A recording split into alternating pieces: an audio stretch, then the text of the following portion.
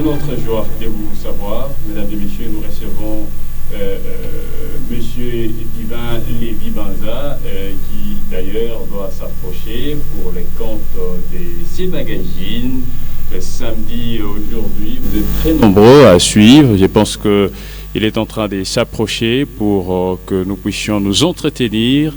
C'est l'invité donc de ces magazines en toute franchise. Très content d'être avec vous. Donc merci à tous ceux-là qui continuent à soutenir cette émission, de loin ou de près. Merci donc à vous tous, bienvenue. Et voilà, donc Lévi Banza Mulongo s'approche, en tout cas. Bienvenue, merci. Approchez, prenez place. En tout cas, nous sommes très heureux d'être avec vous. Vous pouvez mettre les casques.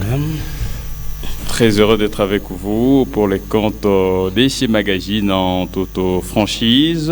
Divin Lévi Mulongo Banza, enseignant de la parole des dieux dans la communauté évangélique des Pentecôtes, ECC en sigle, 47e CEP, conférencier et ligueur, licencié en sciences économiques et gestion, et puis vous êtes également licencié en théologie évangélique, musicien.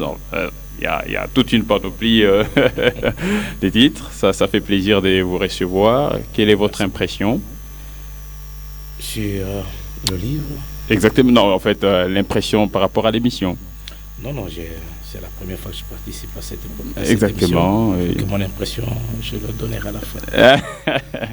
Ça fait plaisir. Donc, nous vous recevons ici. Je sais que vous êtes enseignant de la parole des dieux. Vous êtes artiste et musicien, arrangeur, tout.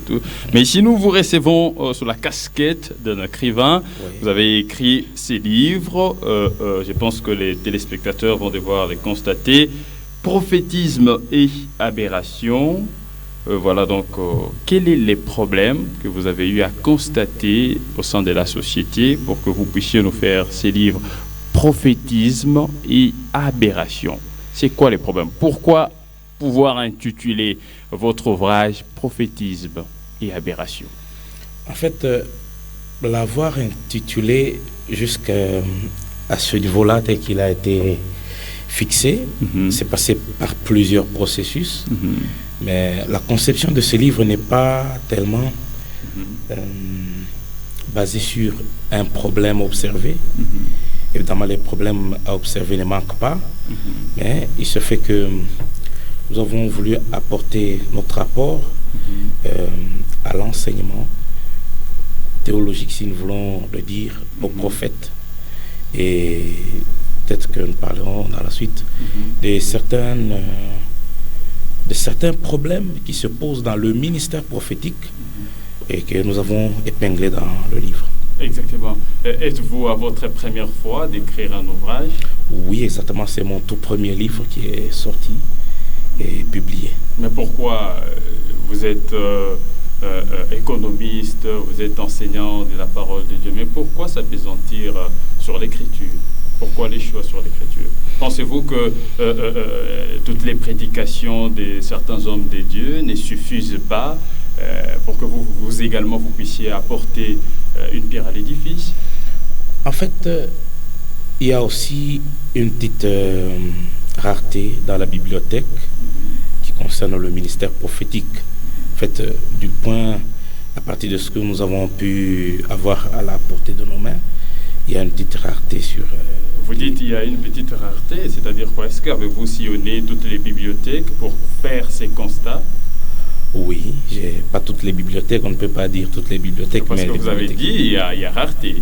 Quand on dit rareté, c'est-à-dire qu'il y a quand même pas mal de bibliothèques que vous avez eu à flâner pour que vous puissiez vous enquérir, que non, voilà, vous êtes vraiment sûr que non, il n'y a pas beaucoup de publications sur ces dons de la prophétie. Oui, ça je peux l'affirmer.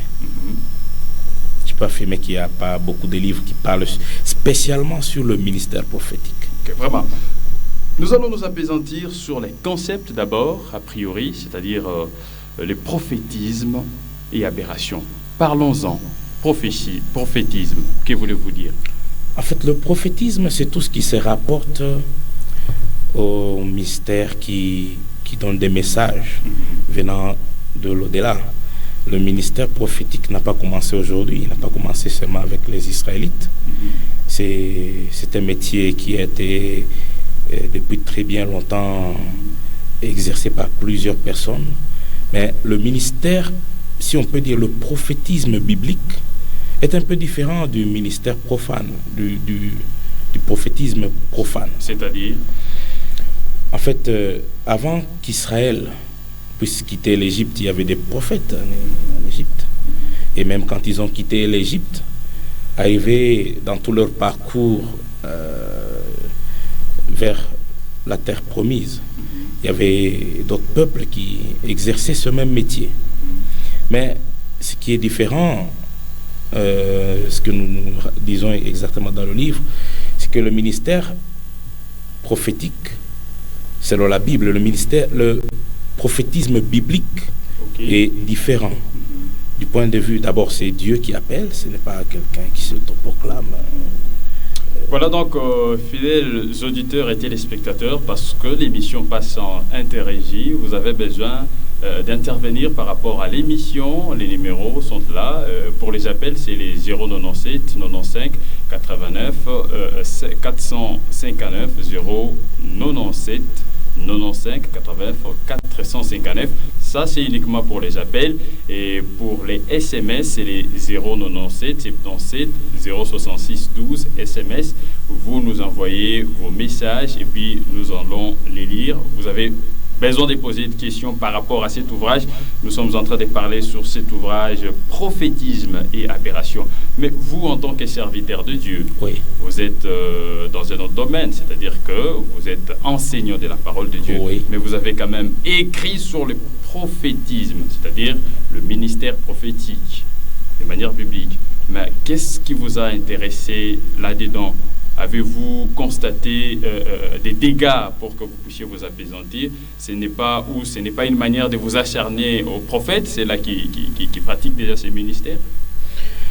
En fait, depuis toujours, les prophètes ont besoin d'être enseignés. Quand on parcourt le prophétisme dans la Bible, nous remarquons que avant, il y a le premier qui a été appelé prophète dans la Bible, Abraham, que Dieu lui-même a appelé prophète. Quand nous parcourons, nous ne voyons pas une certaine prophétie qu'Abraham aurait donnée. Mais il y a une raison pour laquelle Dieu l'a appelé prophète.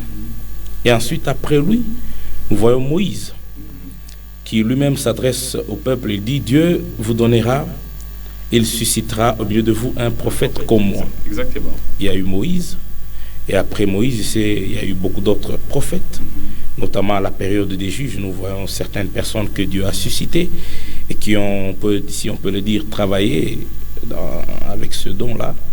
Mais après eux, nous constatons, avant la période de Samuel, un groupe de prophètes et qui ont exercé ce même ministère à leur façon.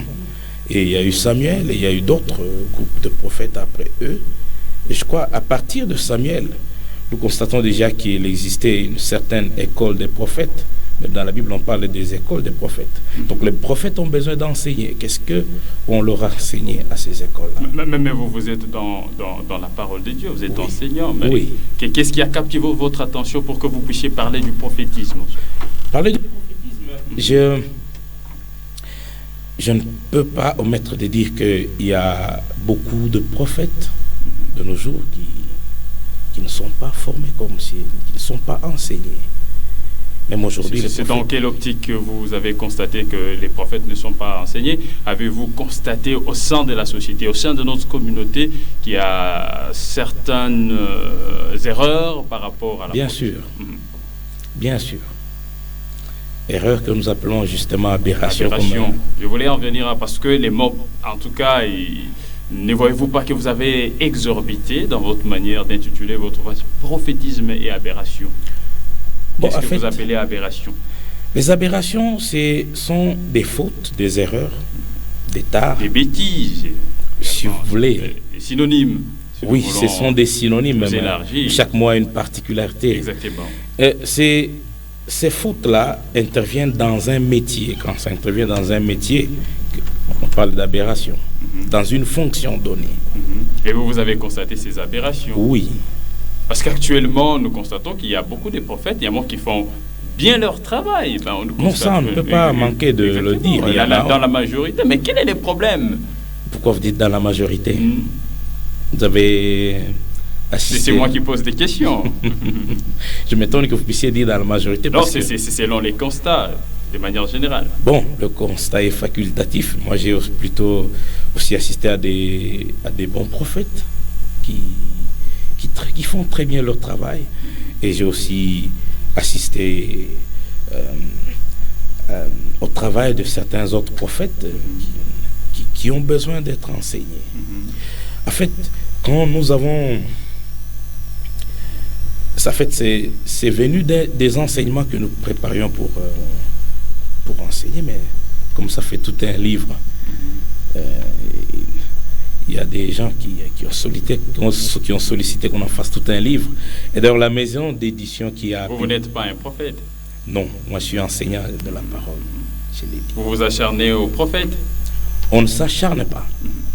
J'ai dit, c'est mon tout premier livre qui dit que mon second livre parlera toujours de la prophétie, du prophétisme. Voilà, vous êtes nombreux à suivre cette émission, fidèles auditeurs, fidèles téléspectateurs. Les numéros, c'est les 097 95 89 459. Ça, c'est pour les appels. Et le SMS, c'est les 097 77 066 12. Poser des questions par rapport à l'ouvrage Prophétisme et à Aberration. L'auteur de ces livres, il s'agit bel et bien de Divin Lévi Moulongo Banza que nous recevons, enseignant de la parole de Dieu. Il est également artiste et musicien. Voilà, donc restons dans les livres. Parlez-nous de manière succincte de votre épigraphe. Quel est le rapport entre votre épigraphe et l'ouvrage? Veuillez nous expliciter. En fait, comme nous avons pris comme épigraphe, nous reprenons les paroles de Paul, qui dit que celui qui pense avoir un don de prophétie ou une manifestation spirituelle, qu'il reconnaisse que ce que je vous écris vient de la part du Seigneur. Et je crois que tout celui qui a l'esprit de Dieu, un don de discernement, reconnaîtra que ce que nous écrivons dans ce livre vient de la part de Dieu. Nous citons plusieurs fois la parole de Dieu. C'est un livre qui a pratiquement 5 chapitres. Et dans le premier chapitre, vous parlez outillé pour les services divins. Comment être outillé par rapport à ces dons spirituels? Parce que vous n'êtes pas un prophète, mais comment les saurez-vous que l'on voit là? Il faut être outillé parce que vous avez tout écrit ici, toute entreprise qui se respecte. Quel est les rapports? Nous enseignons les prophètes. Je crois que Dieu qui nous appelait à ce service, il ne nous envoie pas dans le champ sans nous donner des outils. J'ai fait ce lien-là justement avec toute entreprise qui se respecte, mais à la disposition des travailleurs qu'elle engage, des outils de travail, même une tenue. Et je crois même, après les avoir embauchés, certaines entreprises font passer les travailleurs à un test et à une certaine formation pour les outiller, pour qu'ils sachent quel travail ils doivent exactement faire et comment ils doivent faire leur travail. Je crois que Dieu n'en peut pas faire moins. Et Dieu qui nous appelle à son service, c'est lui qui nous donne des outils. Et je considère le prophétisme comme un travail que Dieu appelle certaines personnes à faire dans l'Église. Il est écrit que c'est lui qui a appelé les uns à être prophètes, apôtres, évangélistes, pasteurs, et les autres à être enseignants. Découvrir ses dons et ses talents. Plusieurs ouvrages, par exemple, moi j'ai lu Timothée Mirat, qui a parlé également des dons spirituels ou des talents.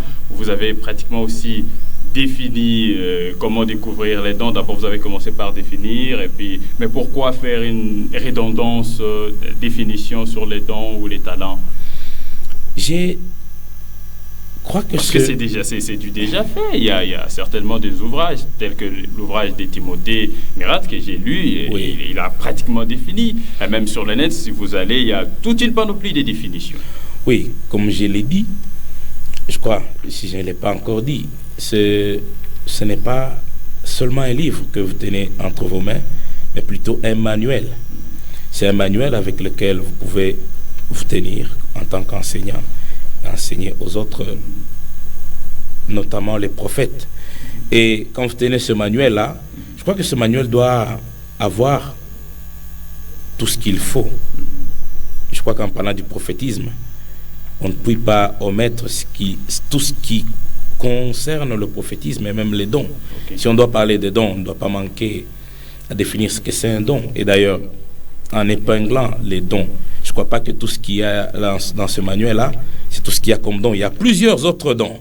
Mais nous sommes plutôt focalisés sur les dons prophétiques, que nous appelons les dons prophétiques, les dons qui contribuent à l'exercice de ce ministère-là. Vous parlez pratiquement du prophétisme, c'est de la prophétie ici, c'est un don spirituel, c'est tout un ministère.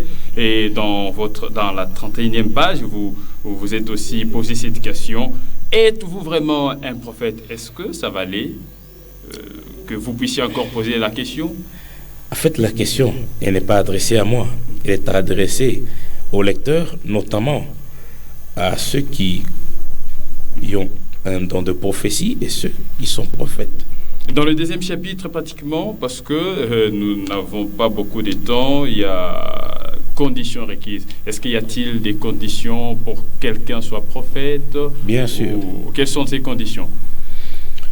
Vous savez, d'abord, la première condition, c'est être appelé par Dieu lui-même. On ne peut pas s'insurger dans une fonction où Dieu ne nous a pas appelés. Il y a la vocation. C'est Dieu lui-même qui nous appelle.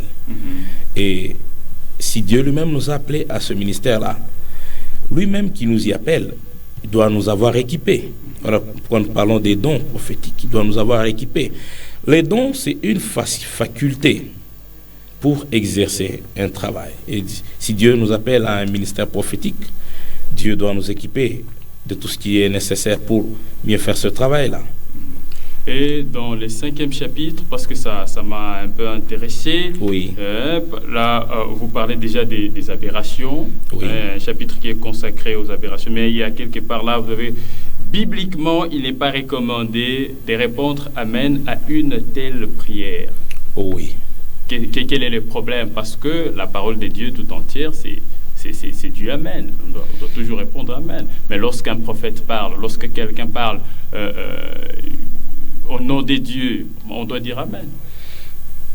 Je crois que vous avez lu une partie de la phrase, parce que cette phrase-là... Je dois m'apaisantir sur ça. Oui. Cette phrase-là, elle est dans un contexte que... Je me base sur un verset de la Bible, je crois au chapitre 14, de la première épître de Paul aux Corinthiens, où Paul, justement, est en train de parler des dons spirituels. Et en parlant des dons spirituels, à un certain moment, Paul, il s'adresse à ceux qui parlent en langue. Il dit, quand quelqu'un parle en langue, nécessairement, il faudrait, parce qu'il dit, celui qui parle dans la langue des hommes édifie les hommes. Mais celui qui parle en langue, il s'édifie lui-même. Il parle à lui-même, il parle à Dieu et il s'édifie lui-même. Et Paul dit que si dans la salle où on parle en langue et qu'il n'y a personne qui interprète le message qui est transmis en langue, eh bien que celui qui parle en langue, qu'il se taise. Et c'est Paul qui dit que ce n'est même pas recommandé de dire Amen à une prière qui est dite du début jusqu'à la fin en langue. Si je peux illustrer cela, figurez-vous que vous donnez, vous voyez, quand nous prions tous ensemble, chacun s'adresse à Dieu. Il peut prier en langue comme il veut, n'est-ce pas?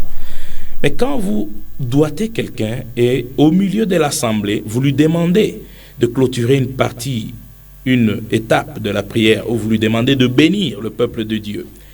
Et lui, il se met plutôt à parler en langue du début de sa prière jusqu'à la fin et il dit Amen. Amen, ça veut dire que nous acceptons. Pouvons-nous accepter une chose que nous n'avons pas compris? Que nous n'avons pas compris. Pouvons-nous dire Amen à une prière où on ne sait même pas ce que la personne a dit dans cette prière-là? À cela, Vous savez, il y a plusieurs personnes qui ont travaillé dans l'occultisme, qui ont témoigné que plusieurs incantations se font en langue. Mais aujourd'hui, si l'Église est infiltrée de ces occultistes-là et qui se mettent à prier du début jusqu'à la fin en langue, est-ce que quand on dit Amen à une chose qu'on ne comprend pas, on s'expose à quelque chose qu'on ne sait pas. On dit Amen à une prière que l'on comprend. C'est un peu dans ce contexte-là. Mais maintenant, dans tout ce que vous avez raconté dans les livres, quelle est l'influence de ces livres par rapport aux autres livres? Certainement parce que il y a quand même des ouvrages que vous avez eu à parcourir. Oui. Mais maintenant, quelle est son influence? D'abord par rapport à d'autres livres et l'influence de ces livres par rapport à la société. Par rapport aux livres que j'ai mentionnés dans ma bibliographie ou bien par rapport à tous les livres? Exactement. En fait, je n'étais pas en train au départ, de me référer à plusieurs autres ouvrages. Mais je voulais apporter le message que Dieu m'a donné d'apporter en ce qui concerne le prophétisme. Ma pierre à l'édifice, si je peux reprendre ce que vous avez dit.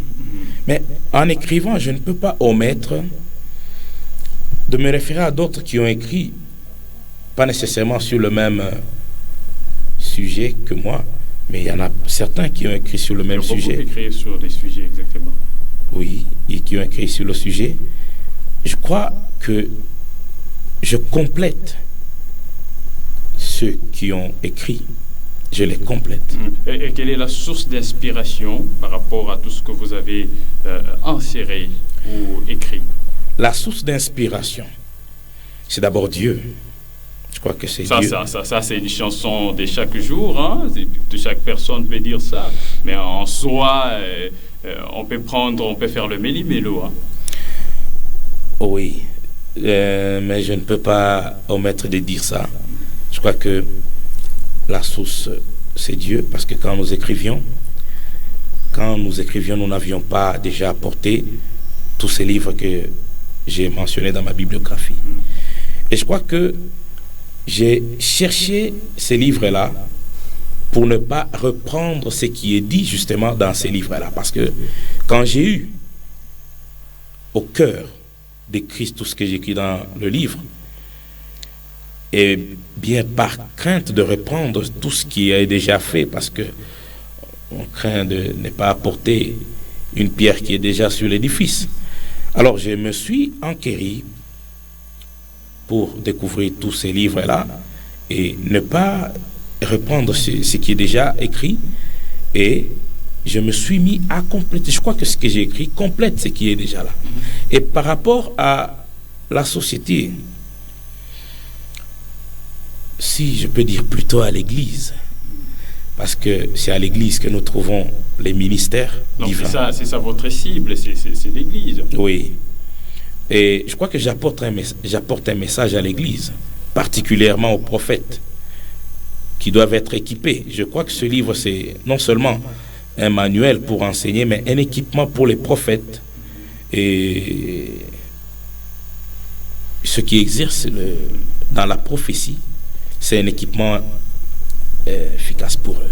Et parlons maintenant des aberrations qui est dans le 5e chapitre. Oui. Pouvez-vous nous énumérer des aberrations que vous avez eu à palper et insérer dans les livres pour que c'est là les consommateurs de votre livre ne puissent pas, ou les prophètes ne puissent pas retomber dans les mêmes erreurs ou dans de mêmes bêtises, si je peux être dans la polysémie? En fait, il y a toute une liste d'aberrations. Je ne sais pas, je laisse le lecteur. Et non, c'est vous les concepteurs oui. de ces livres. Il faut quand même que vous puissiez nous énumérer quelques aberrations. On va énumérer quelques aberrations, c'est juste. On ne va pas toutes les épuiser. C'est du lourd, aberration. En tout cas, ça pèse. Ce mot-là, il pèse. C'est pratiquement une attaque contre le prophète. Contre le prophète qui est dans l'aberration, oui. En fait, si on peut parler d'aberration, il y en a beaucoup. Je pourrais citer peut-être le fait de parler volontairement en langue. Ça, c'est une aberration. Ça, je crois que c'est une aberration. Ça n'a rien à voir avec la prophétie. Mais les prophètes, ils parlent en langue. Il y a des messages qui sont des messages prophétiques qui sont donnés en langue. Comment est-ce qu'on peut omettre... Avez-vous déjà assisté à un prophète qui parle en langue, en donnant les messages, sans interprétation? Parce que nous savons toujours qu'il y a... Sans interprétation. Il y a quelqu'un qui doit interpréter. Bon, il y a deux choses qu'il ne faut pas mélanger. Il y a le don de prophétie et le ministère prophétique. Veuillez éclaircir. Le don de prophétie, c'est une faculté, c'est un outil. Si j'ai parlé des dons dans le chapitre outils pour le ministère. Mais le ministère prophétique, il est au-delà du don. Parce que là, on exerce maintenant le ministère avec ce don. Donc ce don-là, on en fait maintenant un ministère. Et c'est Dieu qui utilise cette personne-là en permanence dans la prophétie pour libérer des messages qui viennent de Dieu. Donc c'est deux choses qu'il ne faut pas mélanger. Si vous dites que j'ai assisté à des prophètes qui parlent en langue, bon, les prophètes, ils parlent en langue, c'est tout à fait normal. Tous ceux qui parlent en langue ne sont pas nécessairement prophètes. Mais les prophètes peuvent parler en langue. Ce n'est pas dit que... Il peut parler. Il peut, oui. Mais celui qui a le don de parler en langue, tout en étant prophète, c'est pas volontairement qu'il peut se mettre à parler en langue. Paul dit que le parler en langue nous vient de Dieu. Et c'est Dieu lui-même qui fait parler la personne en langue. Si nous... Paul dit au chapitre 13 de son épître aux Corinthiens, le premier, je crois, il dit, si je parlais la langue des anges, si je parlais la langue des hommes. Donc il y a la langue des anges et la langue des hommes. D'où un homme peut connaître la langue des anges si cela ne lui vient pas. Mais ça peut être sous une inspiration divine, comme voilà. Vous avez eu cette inspiration de nous produire ces livres. Ça ne peut être que sous une inspiration divine. Ça ne peut être que sous une inspiration divine quand un homme parle la langue des anges. Mais il y a aussi, je crois, la langue des démons, il ne parlait pas notre langue. Vous avez déjà assisté, vous avez déjà entendu une langue des démons? Quelquefois. Quand quelqu'un est possédé par un démon ou plusieurs démons, et il se met à dire des choses que nous ne parvenons pas à comprendre. Quand le démon parle en lui, vous savez, les démons, ils peuvent parler même la langue des hommes. Et quand le démon qui est dans la personne parle dans une langue inconnue des hommes, on peut dire que c'est quelle langue? Voilà, donc nous sommes en train d'échuter petit à petit avec cette émission en toute franchise, votre magazine qui vous reçoit différentes personnalités avec qui nous nous entretenons dans différents domaines, bien évidemment.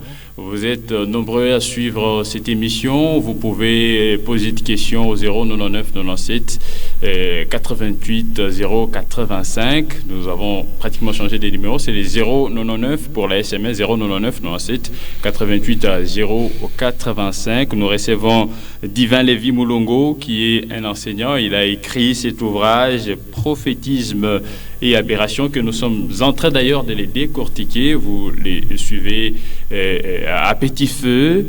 Et voilà donc quelles sont les faiblesses de cet ouvrage? Les faiblesses. Si nous voulons évoquer, si nous voulons parler en termes de faiblesses, qu'est-ce qui manque dans cet ouvrage? Je crois que c'est à vous, lecteurs, de nous donner les faiblesses de cet ouvrage. En tant que concepteur? En tant que concepteur, je ne vois pas ce que je peux... Parce que moi, l'ayant écrit, si faiblesse y avait-il consciemment, je crois que c'est-à-dire qu'il n'y a pas de faiblesse. À ma propre vue. J'ai bien dit que c'est à vous, lecteurs, de nous donner ce que vous constatez comme faiblesse. Et il y en a beaucoup d'autres qui... Je crois que ce livre, avant qu'il soit publié, il a été critiqué plusieurs fois par plusieurs personnes. Il y a des pasteurs, des apôtres, il y a même des docteurs en théologie, des gens qui ont une maîtrise, qui ont fait le 3e cycle en théologie, qui ont critiqué cet ouvrage et qui ont, je crois, qui l'ont purifié de ses faiblesses. Et si nous pouvons répondre à cette question-là, à ce niveau-là. Je crois qu'il est à la portée, parce que il est à la portée de tout le monde. Ce livre, il est en train de sillonner déjà le monde, il est sur Internet. Il a été publié en France et il est déjà sur les sites de vente. L'édition Croix du Salut. Oui, l'édition Croix du Salut, c'est une branche de la maison d'édition, les éditions européennes, les éditions universitaires et européennes basées en France. Et je crois, eux, ils étaient même prêts à publier le brouillon, le premier que nous leur avons parce qu'ils ont trouvé intéressant. Ils l'ont trouvé intéressant, vraiment. Nous allons prendre la question de notre auditeur ou téléspectateur. Bonsoir Wangou, c'est les frères Israël. Depuis les quartiers Jolicite, je viens de vous prendre en cours de diffusion. Je voulais juste savoir si cet ouvrage du prophétisme s'est vend. Si ça s'est vend, c'est à combien? Bon, vous pouvez quand même répondre. Oui, ce livre, il se vend. Si quelqu'un peut l'avoir, il y a des sites de vente si quelqu'un veut le trouver, parce que nous n'avons pas eu les moyens de commander ce livre, d'en commander beaucoup. Il y a un petit lot de livres que nous avons fait parvenir jusqu'ici à Colosie. Il y a quelques livres à la librairie méthodiste. Il y a quelques livres à la librairie PFK. Il y a quelques livres à la librairie Le Grand, s'il vous plaît, de Moulikap. Et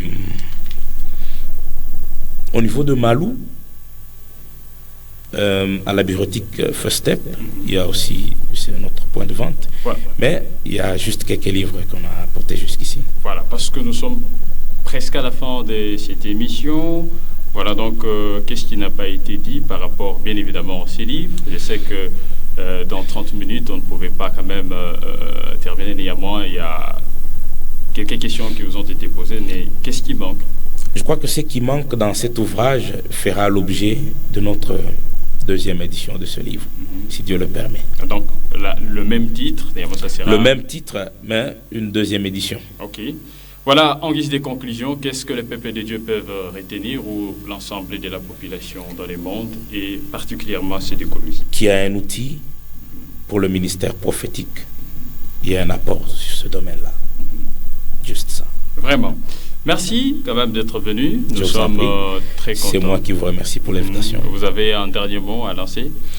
Non, juste saluer le peuple de Dieu qui nous suit, tous les auditeurs et téléspectateurs, particulièrement ceux de ma communauté et ma paroisse, source de vie au quartier latin. Mon pasteur, le pasteur Jean-Pierre Mouabissaloum, et mon père spirituel aussi, mon père biologique, le représentant Banza Mouenzé. Je salue aussi toute ma famille, mon épouse particulièrement. Je vous vois très timide. Non, je ne suis pas très timide, j'ai toujours été ainsi. C'est ma nature. Vraiment, même en prêchant, c'est toujours l'attitude que vous avez? Oui. Merci en tout cas. Merci beaucoup. Très cher écrivain, nous beaucoup. souhaitons en tout cas bon vin à ces premiers numéros. Votre premier ouvrage, Prophétisme et Aberration. Je pense qu'il y a, d'après moi, il y a une certaine exorbitation, hein, et les attaques. ça ne reste que moi.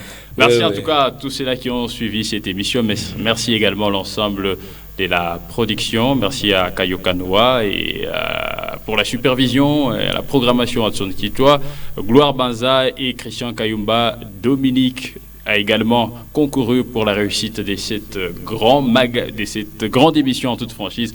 Retrouvez la rediffusion demain déjà à partir des 18h30. Et Doudou Miji, c'est bien moi. D'ici là, portez-vous bien et à très bientôt. Merci.